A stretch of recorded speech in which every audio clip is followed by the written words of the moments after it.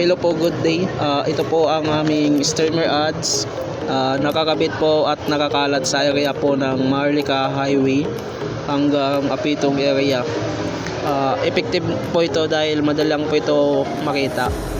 Kasi mostly po sa kinabitan po natin is katabi lang po ng paaralan at barangay hall at sa gilid po ng highway.